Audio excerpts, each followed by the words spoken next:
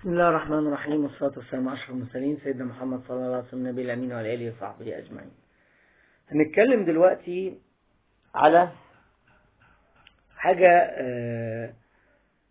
غريبة جدا وتفسيرها العلمي. يعني في ناس تقول لك البني آدم ده بيبي فيس أو شكله أصغر من سنه، وفيه العكس. الحقيقة الموضوع ده بيتحكم فيه حاجات كتير قوي، منها وزن البني آدم. يعني معظم الناس الرفيعة الناس بتحس انها ممكن تدي اقل من سنها، والناس اللي وزنها مليان ممكن الناس تدي اكتر من سنها.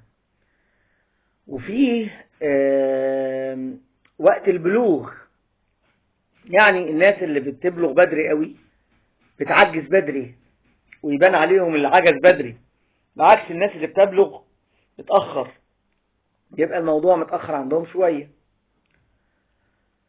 وفي برضو بعض الأمراض المزمنة اللي بتخلي الواحد صحته يعجز بدري عن أوانه، زي السكر مثلا.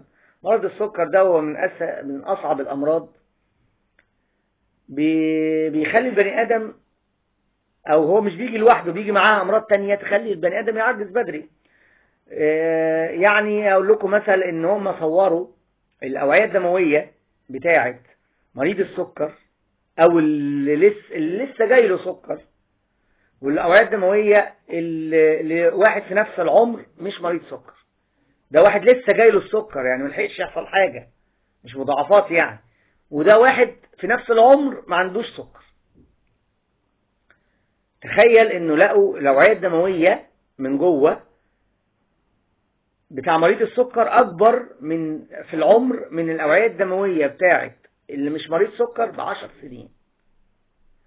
يعني دي مثلا الراجل ده عندهم، الناس دي عندها 40 سنة الاثنين، واحد عنده سكر لسه بادئ والتاني ما عندوش سكر. دي أوعية دموية واحد عنده 50 سنة والتاني 40 سنة في عمره العادي. فدي من الأمراض، الأمام السكر، الأمراض اللي بتعجز البني آدم بدري. وده اللي خلى البني آدم بقى. وفي حاجة تانية بيقول لك في فرق كبير بين في كل واحد في الخريطة الجينية بقى بين العمر الرقمي والعمر البيولوجي. يعني في ناس ربنا مديها الصحة،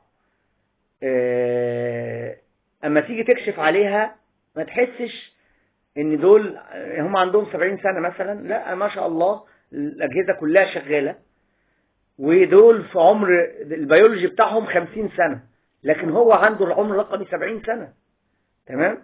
ودول ممكن يبقى جزء منه من العادات الصحية وكده، ولكن في جزء برضه اسمه العمر البيولوجي. العمر البيولوجي ده مسؤول عنه حاجات جينية.